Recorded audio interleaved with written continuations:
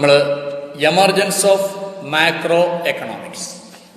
Macro economics എന്ന് പറയുന്ന subject എങ്ങനെ ഉണ്ടായി എന്നതിനെ കുറിച്ചാണ് നമ്മൾ പഠിക്കാൻ പോകുന്നത്. The word macro is derived from a Greek word macros which means large. വലുത് എന്ന അർത്ഥം വരുന്ന മക്രോസ് എന്ന് പറയുന്ന ഗ്രീക്ക് പദത്തിൽ നിന്നാണ് മാക്രോ എന്ന വാക്ക് ഉണ്ടായിട്ടുള്ളത്. So macro economic study means the aggregate study of the economy. അതുകൊണ്ട് മാക്രോ എക്കണോമിക് സ്റ്റഡി എന്ന് പറഞ്ഞാൽ the aggregate study of the എക്കോണമിയാണ്. സമ്പദ് വ്യവസ്ഥയെ മൊത്തമായും പഠിക്കുന്നതിനെ വിളിക്കുന്ന പേരാണ് മാക്രോ എക്കണോമിക് സ്റ്റഡി. ഇനി ഈ മാക്രോ എക്കണോമിക്സ് എന്ന് പറയുന്ന സബ്ജക്റ്റ് അതെങ്ങനെ രൂപം കൊണ്ടു, അതാണ് നമ്മൾ ഏത് ഹെഡിങ്ങിൽ പഠിക്കാൻ പോകുന്നത്?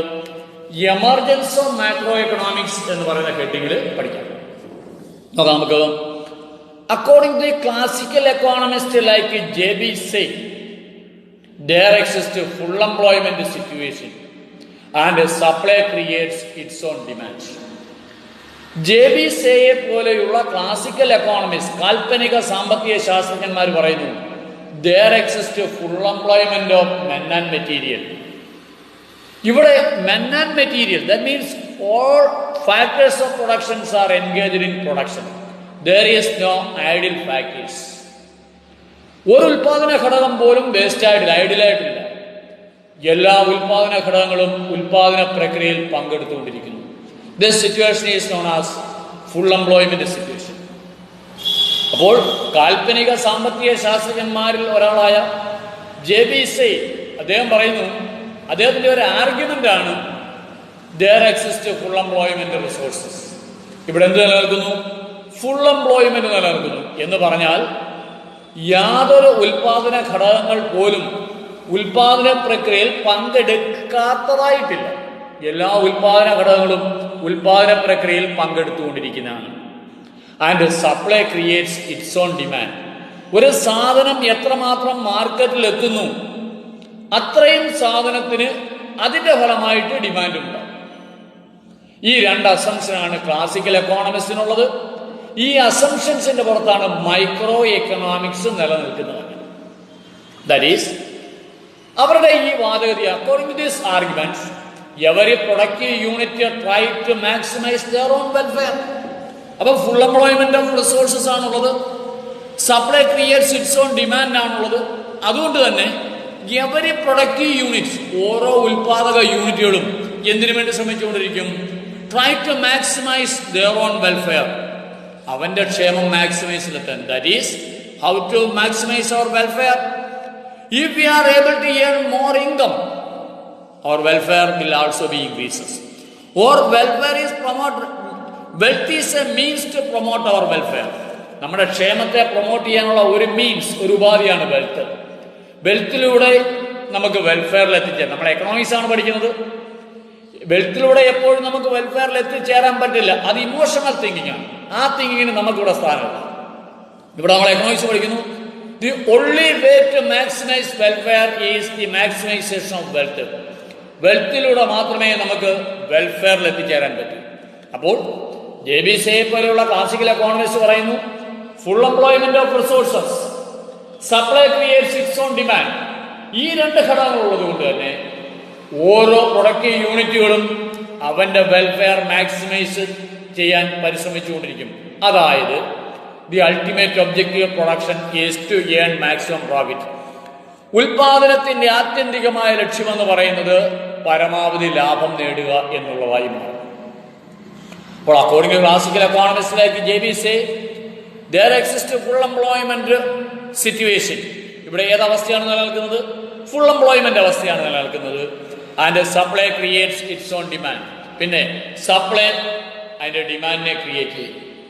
ഈ വാദഗതി അനുസരിച്ച് according this argument every productive unit try to maximise their own welfare. ഓരോ പ്രൊഡക്റ്റീവ് യൂണിറ്റുകളും അവരുടെ ക്ഷേമത്തെ മാക്സിമൈസ് ചെയ്യാൻ പരിശ്രമിച്ചുകൊണ്ടേയിരിക്കും. That means the ultimate objective of production is to earn maximum profit. ഇനി how to maximise profit? The only way to maximise profit is to minimise cost. ലാഭത്തെ അതിൻ്റെ പാരമ്യതയിൽ എത്തിക്കാനുള്ള ഒരേ ഒരു മാർഗം ചെലവ് കുറയ്ക്കുക എന്നുള്ളത് മാത്രമാണ്. What is cost? Cost is the income of the owners of factories of production. അപ്പം ലാഭം മാക്സിമൈസ് ചെയ്യാനുള്ളതാണ് പ്രൊഡക്റ്റീവ് യൂണിറ്റിന്റെ ലക്ഷ്യം. ലാഭത്തെ മാക്സിമൈസ് ചെയ്യാനുള്ള ഒരേ ഒരു മാർഗം കോസ്റ്റ് കുറയ്ക്കുക എന്നുള്ളതാണ്. ഈ വാട്ട് ഈസ് കോസ്റ്റ്? ഇനി കോസ്റ്റ് എന്ന് പറയാൻ എന്താണ്? It is the income of the owners of factories of production. Cost എന്ന് പറയുന്നത് ഉൽപാദന ഘടകങ്ങളുടെ ഉടമസ്ഥരുടെ വരുമാനമാണ്. അപ്പം ലാഭം മാക്സിമൈസ് ചെയ്യണമെങ്കിൽ കോസ്റ്റ് കുറയ്ക്കണം. കോസ്റ്റ് എന്ന് പറയുന്നത് ഉൽപാദന ഘടകങ്ങളുടെ ഉടമസ്ഥരുടെ വരുമാനമാണ്. അപ്പൊ റെഡ്യൂസിങ് കോസ്റ്റ് മീൻസ്, കോസ്റ്റ് കുറയ്ക്കുക എന്ന് പറഞ്ഞാൽ എന്താണ്? Lowering the income of the people. ജനങ്ങളുടെ വരുമാനം കുറയുന്നു. ജനങ്ങളുടെ വരുമാനം കുറഞ്ഞാൽ എന്ത് സംഭവിക്കും? It will lowered their purchasing power. സാധനം വാങ്ങിക്കാനുള്ള അവന്റെ കഴിവ് കുറയും. സാധനം വാങ്ങിക്കാനുള്ള കഴിവ് കുറഞ്ഞാൽ എന്ത് സംഭവിക്കും? There exist unsold goods in the market. കമ്പോളത്തിൽ സാധനങ്ങൾ വിറ്റഴിയാതെ അവശേഷിക്കും. കമ്പോളത്തിൽ സാധനങ്ങൾ വിറ്റഴിയാതെ അവശേഷിച്ചാൽ എന്ത് ചെയ്യും? Producers will curtail production. ഉൽപാദകർ ഉൽപാദനം വെട്ടിക്കുറയ്ക്കും. കർട്ടയിൽ മീൻസ് വെട്ടിക്കുറയ്ക്കും. ഉൽപാദകർ ഉൽപാദനം വെട്ടിക്കുറച്ചാൽ എന്ത് സംഭവിക്കും? It will lead to a further reduction in the income of the people. ജനങ്ങളുടെ വരുമാനത്തിൽ വീണ്ടും കുറവുണ്ടാവും. അപ്പോൾ മൈക്രോ എക്കണോമിക് സ്റ്റഡിയുടെ ഫലമായിട്ട് അവർക്ക് ലക്ഷ്യം ലാഭം നേടുക എന്നുള്ളതാണ്. ലാഭം മാക്സിമൈസ് ചെയ്യാനുള്ള ഒരേ ഒരു മാർഗം കോസ്റ്റ് കുറയ്ക്കുക. കോസ്റ്റ് ഉൽപാദന ഘടകങ്ങളുടെ ഉടമസ്ഥരുടെ വരുമാനമാണ്. കോസ്റ്റ് കുറഞ്ഞാൽ വരുമാനം കുറഞ്ഞാൽ പർച്ചേസിംഗ് പവർ കുറയും. പർച്ചേസിംഗ് പവർ കുറഞ്ഞാൽ ഉൽപ്പന്നങ്ങൾ വിറ്റഴിയാതെ അവശേഷിക്കും. ഉൽപ്പന്നങ്ങൾ വിറ്റഴിയാതെ അവശേഷിച്ചാൽ ഉൽപാദനം കുറയ്ക്കും. വീണ്ടും ഉൽപാദന ഘടകങ്ങളുടെ ഉടമസ്ഥരുടെ വരുമാനം കുറയും. ഈ ഒരു അവസ്ഥ ലോകത്തിൽ 1900 തുടങ്ങി, 1900 തുടങ്ങി 1930 ഇതതിന്റെ പാരമ്യതയിലെത്തി.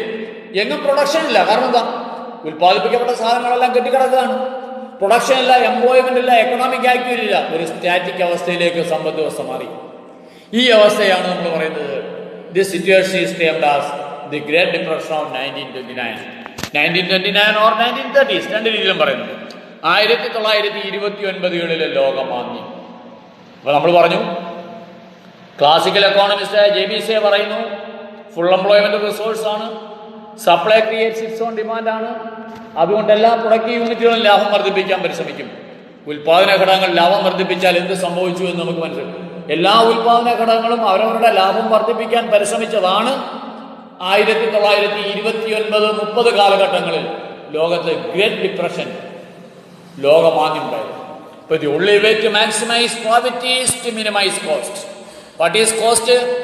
Cost is the income of the owners of factories of production. Cost ഉൽപാദന ഘടകങ്ങളുടെ ഉടമസ്ഥരുടെ വരുമാനമാണ്. Minimisation of cost means lowering the income of the people. Cost കുറച്ചാൽ ജനങ്ങളുടെ വരുമാനം കുറയും.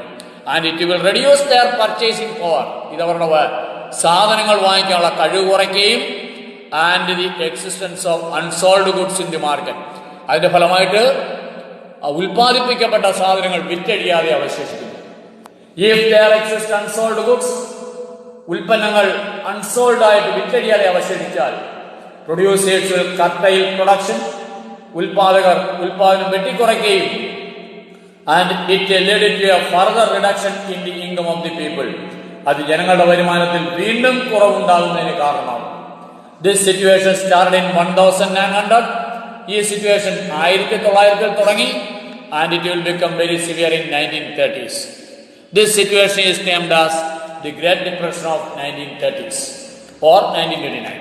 ഈ അവസ്ഥയെ വിളിക്കുന്ന പേരാണ് 1930 ലോകമാന്യം എന്ന് വിളിക്കുന്നത്. ഇനി 1930 ലോകമാന്യം ഉണ്ടായിക്കഴിഞ്ഞപ്പോൾ, after the occurrence of great depression in 1930s, 1930 ലോകമാന്യം ഉണ്ടായിക്കഴിഞ്ഞപ്പോൾ economist will seriously think about how to escape from the clutches of great depression. Clutches means നീരാളിപ്പിടുത്തം. നീരാളിപ്പിടുത്തം എന്ന് പറഞ്ഞാൽ ആരാണോ പിടിച്ചത് ആ വ്യക്തി വിചാരിക്കാതെ പിടിക്കപ്പെട്ടയാളിന് രക്ഷപ്പെടാൻ കഴിയില്ല. അത്തരം പിടുത്തത്തെ വിളിക്കുന്ന പേരാണ് നീരാളിപ്പിടുത്തം. ഇംഗ്ലീഷിലെ ക്ലച്ചസ്, CLUTCHES. അപ്പോൾ 1929-30 കാലഘട്ടത്തിൽ ലോകമാന്യം ഉണ്ടായപ്പോൾ സാമ്പത്തിക ശാസ്ത്രജ്ഞന്മാർ വളരെ ഗൗരവതരമായി ചിന്തിച്ചു how to escape from this great depression. ഈ ഗ്രേറ്റ് ഡിപ്രഷനിൽ നിന്നും എങ്ങനെ ലോകത്തെ രക്ഷിക്കാം? As a result of their thinking, അങ്ങനെ സാമ്പത്തിക ശാസ്ത്രജ്ഞന്മാർ ചിന്തിച്ചതിന്റെ ഫലമായിട്ട് ഈ ഫേമസ് ബ്രിട്ടീഷ് എക്കോണമിസ്റ്റ്, ഒരു പ്രസിദ്ധനായ ബ്രിട്ടീഷ് സാമ്പത്തിക ശാസ്ത്രജ്ഞനായ ജോൺ മെയ്നാർഡ് കെയ്ൻസ്, അദ്ദേഹം ഒരു പുസ്തകം പ്രസിദ്ധീകരിച്ചു, the general theory of employment, interest and money in 1936. 1936 J M Keynes ഒരു പുസ്തകം പ്രസിദ്ധീകരിച്ചു, the general theory of employment, interest and money. With the publication of this book, ഈ പുസ്തകം പ്രസിദ്ധീകരിച്ചുകൂടി there emerged a new branch of study in economics known as macroeconomic study. ഈ പുസ്തകത്തിന്റെ പ്രകാശനത്തോടു കൂടിയാണ് സാമ്പത്തിക ശാസ്ത്രത്തിൽ മാക്രോ എക്കണോമിക്സ് എന്ന് പറയുന്ന ഒരു പുതിയ പഠനശാഖ ഉണ്ടാകുന്നത്. അപ്പോൾ 1929-30 ലോകമാന്യം ഉണ്ടായി. ലോകമാന്യം ഉണ്ടായപ്പോൾ സാമ്പത്തിക ശാസ്ത്രജ്ഞന്മാർ വളരെ ഗൗരവതരമായി ചിന്തിച്ചു, എങ്ങനെ ലോകമാന്യത്തിന്റെ പിടിയിൽ നിന്നും ലോകത്തെ രക്ഷിക്കാം. അങ്ങനെ അവർ ചിന്തിച്ചതിന്റെ ഫലമായിട്ട് 1936 ജോൺ മെയ്നാർഡ് കെയ്ൻസ് എന്ന് പറയുന്ന ഒരു ഗ്രീക്ക് സാമ്പത്തിക ശാസ്ത്രജ്ഞൻ ഒരു പുസ്തകം പ്രസിദ്ധീകരിച്ചു. ആ പുസ്തകത്തിന്റെ പേരാണ് the general theory of employment, interest and money. ഈ പുസ്തകം പ്രസിദ്ധീകരിച്ചുകൂടി സാമ്പത്തിക ശാസ്ത്രത്തിൽ ഒരു പുതിയ പഠനശാഖയുണ്ടായി. ആ പഠനശാഖയെ വിളിക്കുന്ന പേരാണ് മാക്രോ എക്കണോമിക്സ്. ഇനി നമുക്ക് നോക്കേണ്ടത് ഈ മാക്രോ എക്കണോമിക്സിൽ എന്തിനെ കുറിച്ചൊക്കെയാണ് പഠിക്കുന്നത്. What are the subject matter of macro economics? The first subject matter of macro economics is national income and related ideas.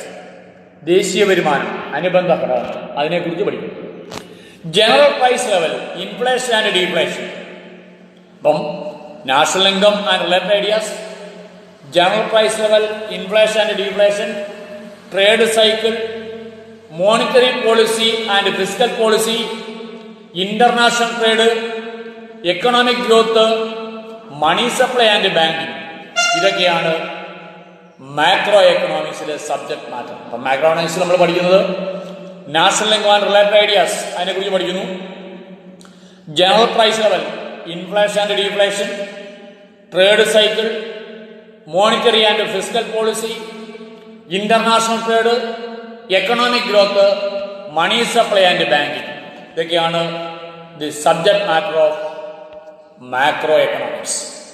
ഇനി നമുക്ക് അവിടുന്ന് ഒരു ചെറിയ ഒരു ടേമുകൾ ഡിസ്കസ് ചെയ്ത് കഴിഞ്ഞാൽ നമ്മുടെ മാക്രോ എക്കണോമിക്സിന്റെയും മൈക്രോ എക്കണോമിക്സിന്റെയും ഫസ്റ്റ് ചാപ്റ്റർ കഴിയും. നമ്മൾ മൈക്രോ എക്കണോമിക്സ് പറഞ്ഞു, മാക്രോ എക്കണോമിക്സ് പറഞ്ഞു, മൈക്രോ എക്കണോമിക്സിലെ സബ്ജക്ട് മാറ്റർ പറഞ്ഞു, മാക്രോ എക്കണോമിക്സിലെയും സബ്ജക്ട് മാറ്റർ പറഞ്ഞു. ഇനി distinction between or comparative study of micro and macro already നമ്മളത് ഡിസ്കസ് ചെയ്ത് കഴിഞ്ഞാണ്, എങ്കിലും പോയിന്റ് ബൈ പോയിന്റ് ആയിട്ട് നമുക്കൊന്ന് നോക്കാം. മൈക്രോ എക്കണോമിക്സിന്റെ കാര്യം നോക്കിയേ. It studies about small units of the economy. Individual സ്റ്റഡിയാണ് മൈക്രോ എക്കണോമിക്സ് എന്ന് പറഞ്ഞു, അതുകൊണ്ട് study of the small units of the economy. Macro economics എന്താണ്?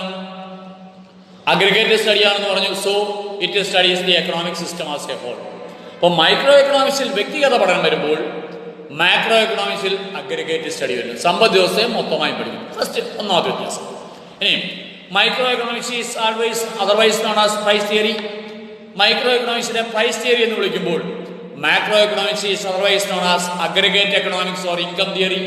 അത് നമ്മൾ നേരത്തെ പറഞ്ഞു കഴിഞ്ഞാൽ മൈക്രോ എക്കണോമിക്സിനെ പ്രൈസ് തിയറി എന്ന് വിളിക്കുന്നു, മാക്രോ എക്കണോമിക്സിനെ aggregate economics or income theory എന്ന് വിളിക്കുന്നു. ഇനി മൈക്രോ എക്കണോമിക്സ് ആരെക്കുറിച്ച് പഠിക്കുന്നു? Economic behaviour of producers, consumers, factors of production, അതിനെക്കുറിച്ച് പഠിക്കുന്നു മൈക്രോ എക്കണോമിക്സ്. മാക്രോ എക്കണോമിക്സ് ആണെങ്കിൽ macro economic agents like government, central bank, SEBI. അപ്പോൾ മൈക്രോ എക്കണോമിക് ഏജന്റിനെ കുറിച്ച് പഠിക്കുമ്പോൾ മാക്രോ എക്കണോമിക് ഏജന്റുകളായ ഗവൺമെന്റ്, സെൻട്രൽ ബാങ്ക്, സെബി ഇതിനെക്കുറിച്ച് പഠിക്കുന്നു. ഇനി മൈക്രോ എക്കണോമിക്സിൽ demand theory, market equilibrium, factor price determination നമ്മൾ നേരത്തെ സബ്ജക്ട് മാറ്ററിനകത്ത് പഠിച്ചതാണ്. മാക്രോ എക്കണോമിക്സ് വരുമ്പോൾ general price level, money supply, banking, monetary policy, fiscal policy, ഇതൊക്കെയാണ് മാക്രോ എക്കണോമിക്സിലെ സബ്ജക്ട് മാറ്റർ. അപ്പോൾ എവിടെ നമ്മൾ വ്യക്തിഗതമായി ഇൻഡിവിജ്വൽ ആയിട്ട് പറഞ്ഞാൽ അത് മൈക്രോ എക്കണോമിക്സ്, അഗ്രിഗേറ്റ് ആയിട്ട് പറഞ്ഞു കഴിഞ്ഞാൽ അത് മാക്രോ എക്കണോമിക്സ്. ഇതാണ് distinction between micro economics and macro economics. ഇത്രയുമാണ് നമ്മുടെ എക്കണോമിക്സിലെ first introduction chapter. Micro economics and macro economics. അപ്പോൾ ഇന്നത്തെ ക്ലാസ് നമ്മൾ കഴിഞ്ഞു. അടുത്ത ക്ലാസ് നമുക്ക് അടുത്ത ദിവസം